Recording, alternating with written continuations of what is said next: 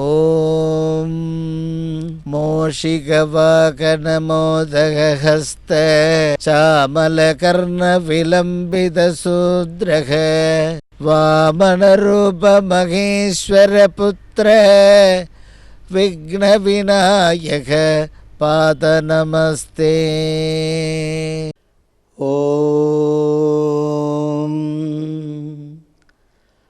ஆயி ஆனந்தவல்லி அமிர்தகலதரீம் ஆதிசக்தி மகம் மாயே மாயஸ்படிகமணி மாமதங்கி ஷடங்கி ஞானார்த்த பரிமலனயகரீம் நாதவிந்து தாரிணி நாதாந்த தர்ப்பணகரீம் ஸ்ரீம் பீஜமந்திரஸ்வரூபிணீம் அம்பா நமோஸ்துதே. அன்பார்ந்த தாய்மார்களே, ஒரு காலத்தில் ஒரு பெரிய ஜமீன்தார், அவ்வளோ பெரிய மிகப்பெரிய செல்வம். அப்படிப்பட்ட ஜமீன்தாருக்கு ஒரே ஒரு மகன். அந்த ஜமீன்தாருக்கு லட்சக்கணக்கான கிராமங்கள் அவருடைய சொத்து. எங்கு பார்த்தாலும் பசுமை, எங்கு பார்த்தாலும் ஒரு விவசாயம். அப்படிப்பட்ட ஜமீன்தாருக்கு ஒரு மகன். அந்த மகன் பிறந்து வளர்ந்து ஆளாகி ஒரு 20 வயது நெருங்கும் பொழுது, அந்த 20 வயது நிரம்பும் பொழுது அந்த ஜமீன்தார், அப்பா மகனே, நாளையிலேருந்து வீட்டில் நீ ₹1 எனக்கு கொடுத்துட்டு அப்புறம் சாப்பிட உட்காரு, டெய்லி சாப்பிடு அப்படின்றாரு சிரிச்சுக்கிண்டே. இவனை என்ன பண்ணான், சிரிச்சுக்கிண்டே, ₹1 தானே அப்பா. நேராக போனால் அம்மா கிட்ட போய் ₹1 வேணும்னு. எதுக்குடா? அப்பா ₹1 டெய்லி கொடுத்துட்டு சாப்பிட சொல்லியிருக்கிறார். அதுவும் அந்த அண்டாவில் நிறைய இருக்குது பார், பொற்காசுகளாகவும் வைர வைடூரியங்களாகவும். ஒரே ஒரு காசு அதிலேருந்து எடுத்தான். அந்த காசை அப்படி உருட்டி மேலே போட்டு அப்படி பிடித்தான். அப்படி உருட்டி அப்படி மேலே போடுவான், அப்படி பிடிக்கிறான். நேராக அவங்க அப்பா எதிரில் அப்படி உருட்டி அப்படி அடித்து அப்படி பிடிக்கிறான். இந்த காசு என்ன பண்ணுறது, நம்ம வீட்டு கிணத்துலேயே போட்டுடுப்பா. நேராக போனால் அப்படி அடித்த வேகத்தில் நேராக போய் அந்த ₹1 காசு கிணத்துல போய் விழுந்தது, ஜமீன்தார் வீட்டு கிணத்துல. இப்படி டெய்லி ₹1 எடுத்துகிட்டு வந்து அப்படியே விளையாடினே வந்து இந்த ₹1 என்ன பண்ணுறது, நம்ம வீட்டு கிணத்துலேயே போட்டுடுப்பா. அவங்க அப்பா சொல்லுவார் ஜமீன்தார். இவன் அதே மாதிரியே அந்த ₹1 அடிப்பான், நேராக போய் கிணத்துல விழும், சாப்பிடுவான், விளையாடுவான். ஜமீன்தார் பிள்ளையாச்சு. ஒரு நாள் அவங்க அப்பா கூப்பிட்டு, இந்த ₹1 எப்படி எடுத்து வந்து கொடுக்குற, நீ எங்கேருந்து வருதுன்னு. நேராக அம்மா கிட்ட போவேன், ₹1 கேட்பேன். அந்த மூட்டை மூட்டையாக இருக்கே காசில், அதில் ₹1 எடுத்து வந்து உங்கள்கிட்ட கொடுக்குறேன். நீ சரி, ரொம்ப சந்தோஷம். இந்த ₹1 நீ வெளியே போய் எங்கேயாவது வேலை செஞ்சு அந்த ₹1 எடுத்துன்னு வந்து கொடுக்கணும் நீ அப்படின்னு. அதுக்கு நான் தாராளமாக நீங்கள் பர்மிஷன் கொடுத்தா நான் வெளியே போகிறதுக்கு தயார் அப்படின்ட்டு நேராக மறுநாள் காலையில் தேவதா பூஜைலாம் முடிச்சுட்டு ₹1 தேடி நேராக கிளம்பி போகிறான். அங்கே போய் கடத்தருவில் போய் நிற்கும் பொழுது எல்லோரும் எழுந்து நிற்கிறாங்க. ஜமீன்தார் பிள்ளை வந்துட்டார். அந்த ஒரு கடையில் போய் கேட்குறான், எனக்கு ₹1 வேணும், என்ன வேலை வேணாலும் நீ என்னை வாங்கிக்கோ நீன்னு. அப்படியா, சரி, ₹1 கொடுக்குற அளவுக்கு இந்த இடமே உங்களுது. அப்படி இருக்கும்போது நான் எப்படி உங்களுக்கு போய் நான் இந்த மாதிரி செய்ய முடியும், ₹1 கொடுக்க முடியும், உங்களுக்கு வேலை செய்ய முடியும்? கஜானாவே இருக்குது, வேணும்னா எவ்வளோனாலும் எடுத்துன்னு போங்க, அள்ளின்னு போங்க எஜமா அப்படின்றாங்க அங்கே இருக்கிற கடைக்காரர்லாம். ரொம்ப நாழி யோசித்தான், எங்கேயும் வேலை செய்ய கொடுக்க மாட்டேன்றாங்க, ₹1 கொடுக்க மாட்டேன்றாங்க, ஃப்ரீயாக எடுத்தும் போடுறாங்க அப்படின்னு யோசிச்சுனே நேராக நடந்து வரும்பொழுது விவசாயம் செய்யக்கூடிய இடத்துக்கு வர்றான். அங்கே வந்து கேட்குறான், வேலை கேட்குறான், வேலை கொடுக்குறேன்றான். அந்த விவசாயி அண்டை வெட்டுறது, அதாவது வரப்பு சீவி அந்த தண்ணி நேராக பயிருக்கு போகணும், அதுதான் அண்டை வெட்டுறதுன்னு அந்த காலத்தில் சொல்லுவாங்க. அதை சீவறதுக்கு அழகாக இந்த எஜமானன் ஜமீன்தார் பிள்ளைக்கு சொல்லி கொடுக்குறார் விவசாயி. அதே மாதிரி அழகாக சீவி எடுத்துன்னு போகிறான். கிட்டத்தட்ட ஒரு 400 மீட்ரு அண்டை அழகாக சீவி சாயந்தரம் 4 மணி ஆகிடுது. ₹1 அந்த விவசாயி கொடுத்தான். அந்த ₹1 அப்படி கபக்கல் கையில் பிடிச்சிக்கிறான். ஒரு துண்டு எடுத்து முடி போட்டுக்கிட்டான் நல்லா அழகாக. இந்த மாதிரி துண்டை போட்டு முடி போட்டு அழகாக இப்படி கையில் வச்சுக்கினான். இப்படியே கையில் எடுத்து நேராக அவங்க அப்பாவண்ட போனான் ஜமீன்தாரண்ட. அப்பா, நீங்கள் சொன்ன மாதிரி ₹1 கிடச்சிடுது எனக்கு. எப்படிறான்னு, நான் அண்டை வெட்ட எனக்கு கற்றுக்கினேன், அண்டை வெட்டி அதில் ₹1 எனக்கு வருமானம் வந்து, இந்தாங்க அப்பா அப்படின்னு இந்த கையால் அப்படி எடுத்து கொடுக்குறேன். உடனே அந்த ஜமீன்தார் சொல்கிறார், இதையும் எடுத்துமே நம்ம கிணத்துல போட்டுடு. அது எப்படி? நான் காலையில் 6 மணிலேருந்து சாயந்தரம் 4 மணி வரையிலும் அண்டை வெட்டி வரப்பு சீவி அந்த ₹1 சம்பாரிச்சதை போய் கிணத்துல போடுறது. உடனே அந்த ஜமீன்தார் சொல்கிறார், ஆதியில் இந்த நிர்வாகம் உருவாவதற்கு, இந்த செல்வ வளம் உருவாவதற்கு பல ஆண்டுகளுக்கு முன்னாடி இதை போல் நானும் உழைத்து இது உருவாக்குனது தான். இவ்வளோ பெரிய லட்சக்கணக்கான கிராமங்கள், சொத்துக்கள், இடம், நிலங்கள், கடைகள், இன்னும் பல நிறுவனங்கள், அப்படி அந்த உழைப்பானால் வந்தது அப்படின்னுட்டு சொல்லும் பொழுது மகனுக்கு அப்போ தான் புரியுது. அதுபோல் அன்பு தாய்மார்களே, நம்முடைய முன்னோர்கள் ரொம்பவும்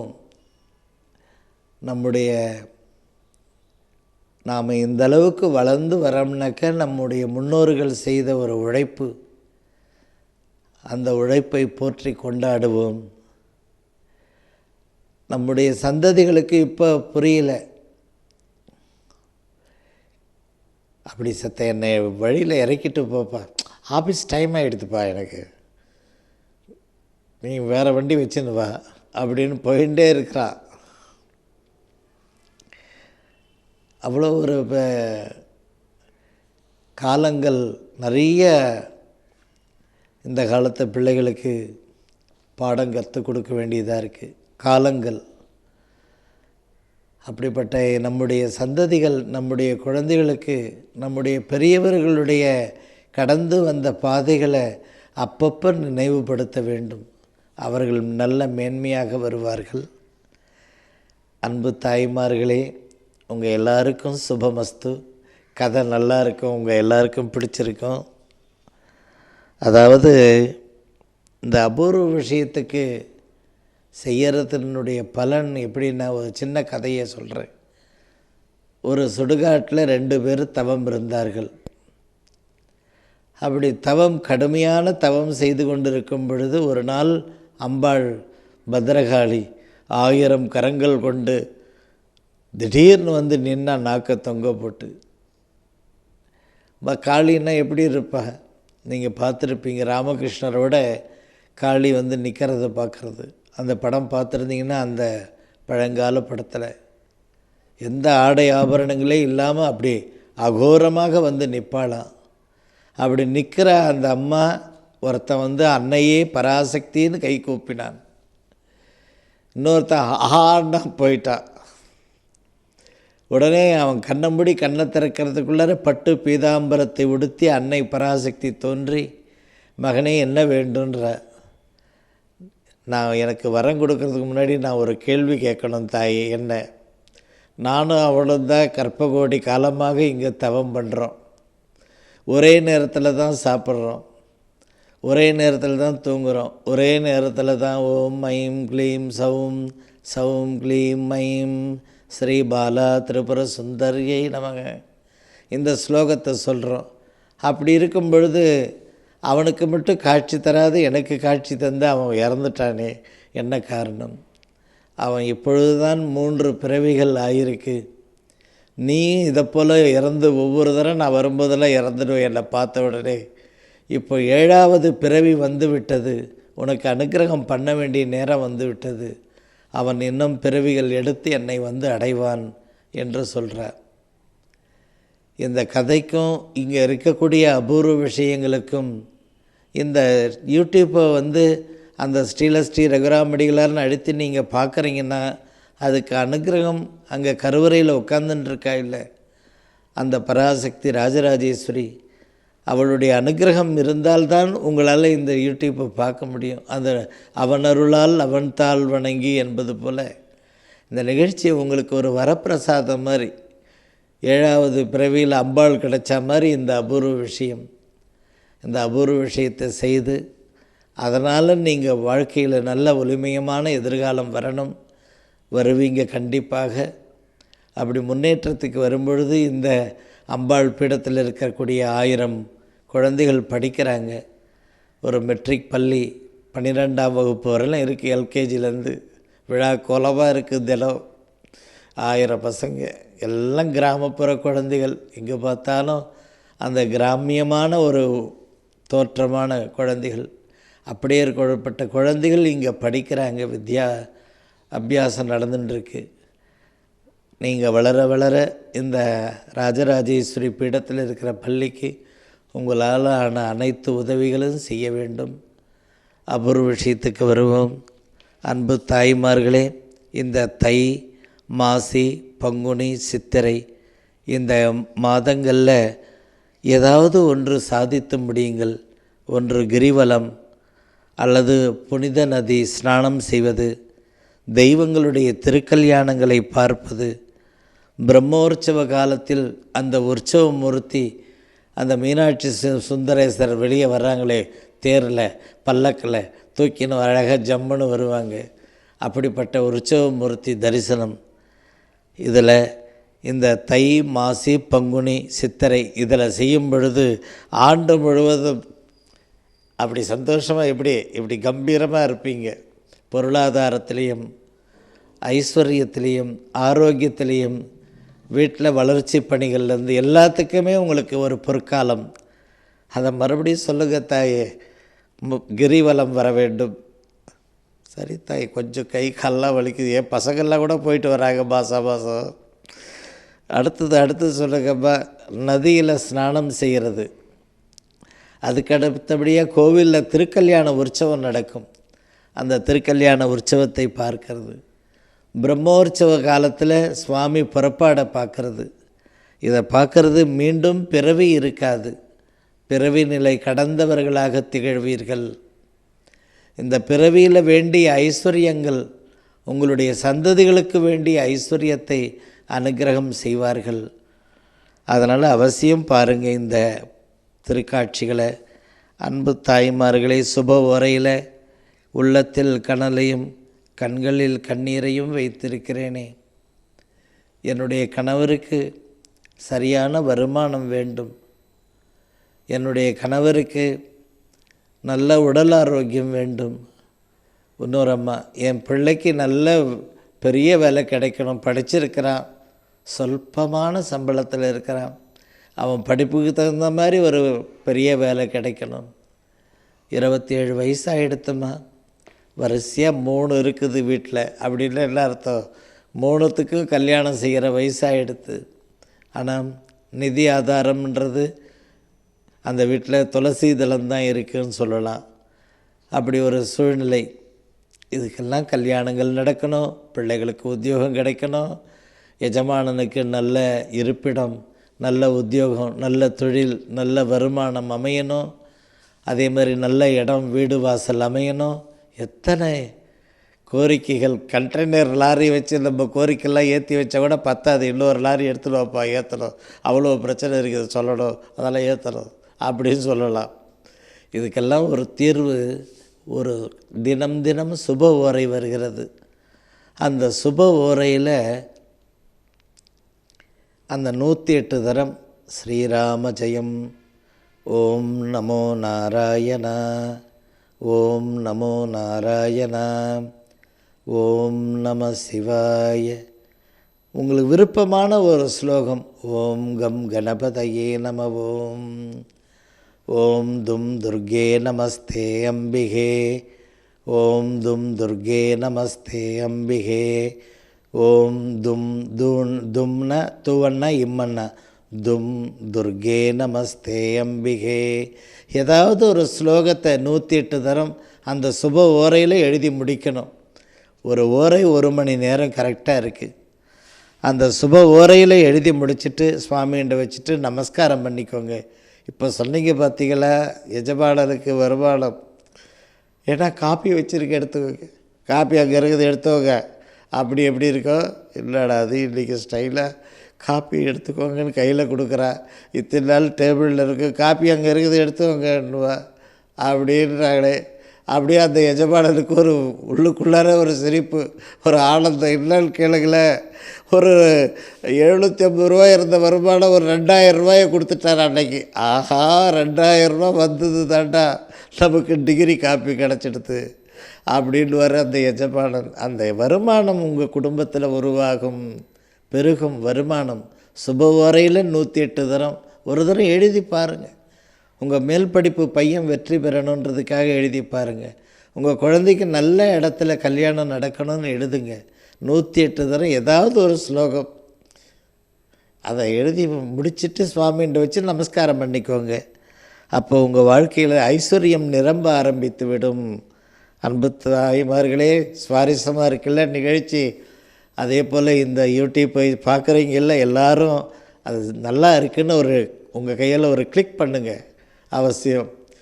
1000 இருந்தது, இப்போ 2000 ஆகிடுது, 2400 ஆகிப்போகுது 3வது நாள் ஆனவுடனே. அந்தளவுக்கு விறுவிறுவிறுன்னு போயிட்டே இருக்கீங்க. எந்த ஒரு விளம்பரமும் கிடையாது.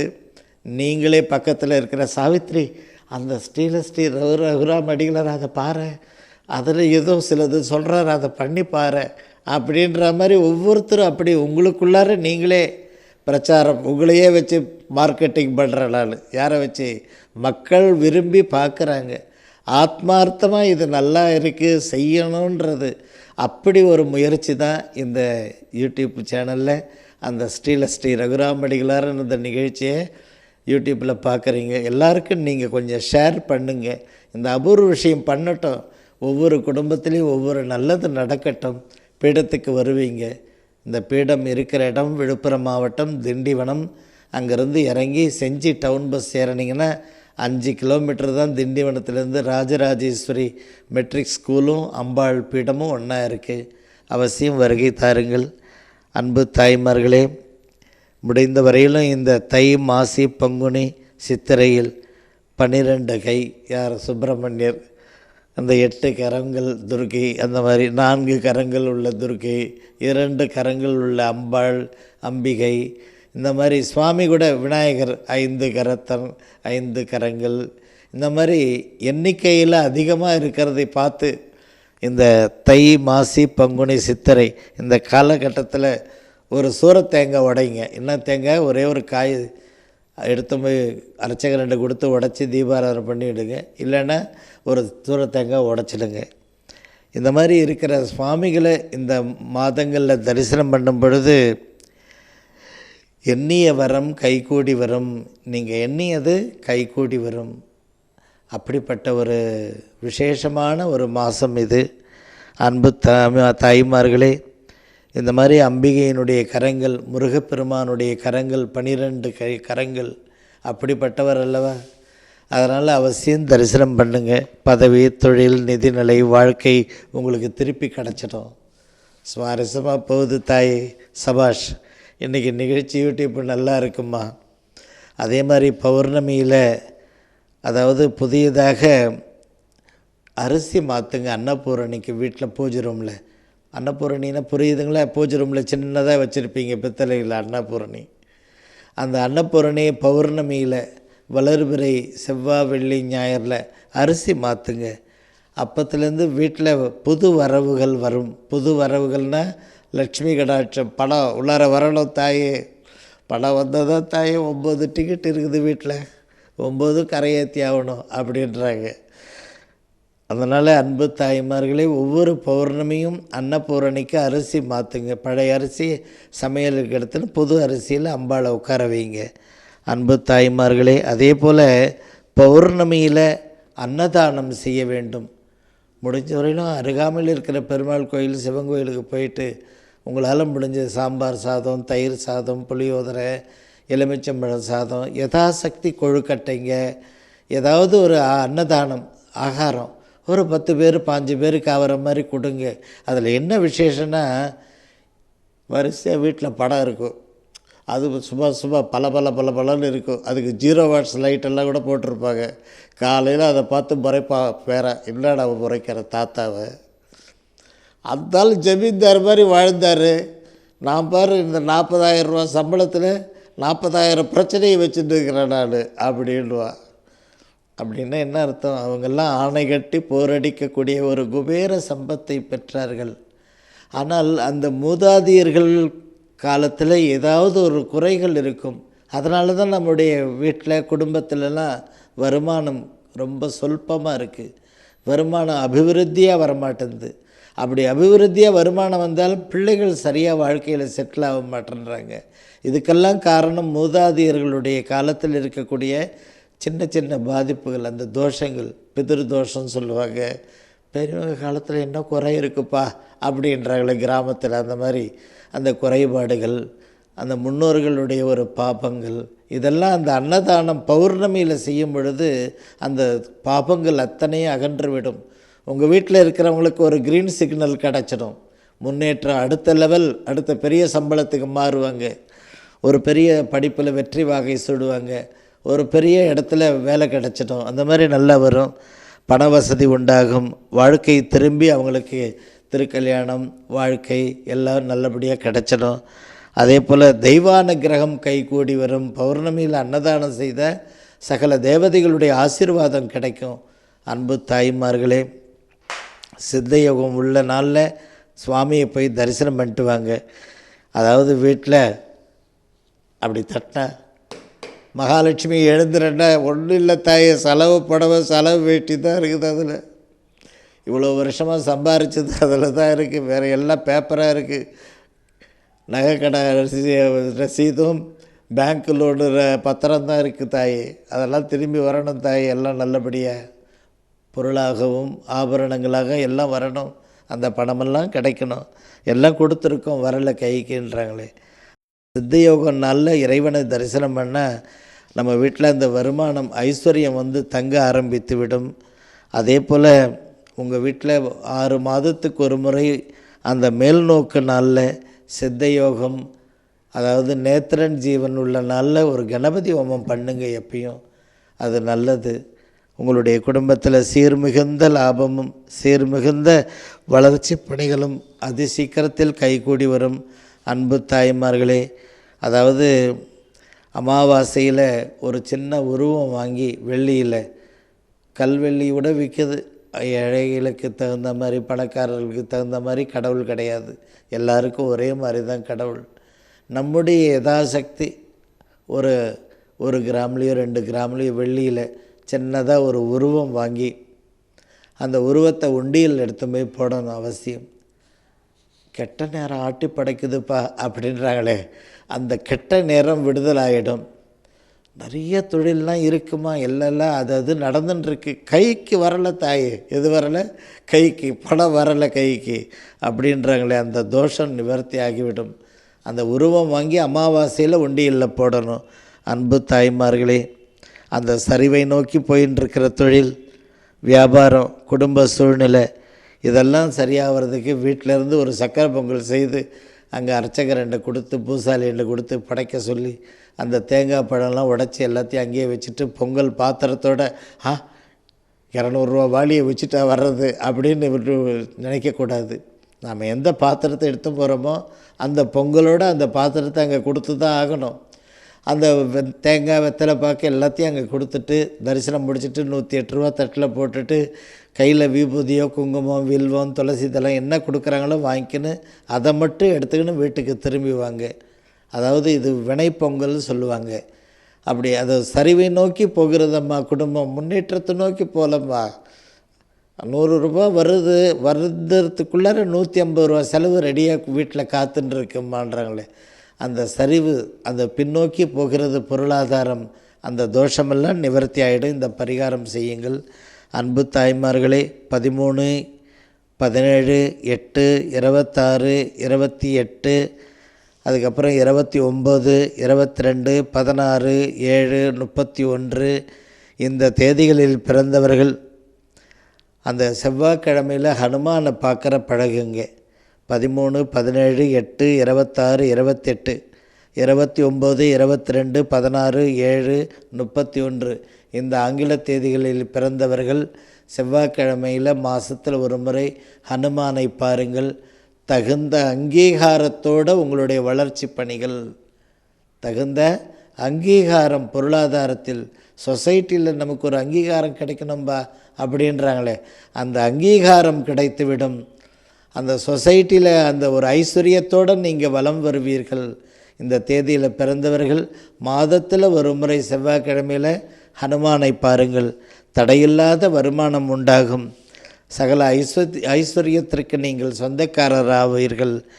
அன்பு தாய்மார்களே, இந்த நிகழ்ச்சி உங்கள் எல்லாருக்கும் பிடிச்சிருக்கும். அதே போல் திருமணங்கள், மழலை செல்வம், உடல் ஆரோக்கியம் இதெல்லாம் வேண்டுன்றவங்க குளக்கரையில் இருக்கிற நாகத்துக்கு ஒரு நெய் தீபம் போட்டுட்டு வாங்க. காலையில் எழுந்து வர சூரியனில் நெய் தீபம் போடணும். அப்படி நெய் தீபம் போடும்போது தரிசனம் பண்ணிட்டு வாங்க. அது சீக்கிரத்தில் சுப முகூர்த்தம் ஏற்பாடாகும். உடல் பிணி குடும்பத்தையே ஆட்டி படைக்குதுன்றாங்களே, அந்த உடல் பிணி நிவர்த்தி ஆகிவிடும். இந்த நிகழ்ச்சி எல்லாருக்கும் பிடிச்சிருக்கும். நீங்கள் எல்லோரும் அந்த ஸ்ரீ ரகுராமடிகளார் யூடியூப்பை பார்க்குற மாதிரி எல்லாருக்கும் ஷேர் பண்ணுங்கள். அன்னை பராசக்தியினுடைய அனுகிரகம் உண்டாகட்டும். சுபமஸ்து.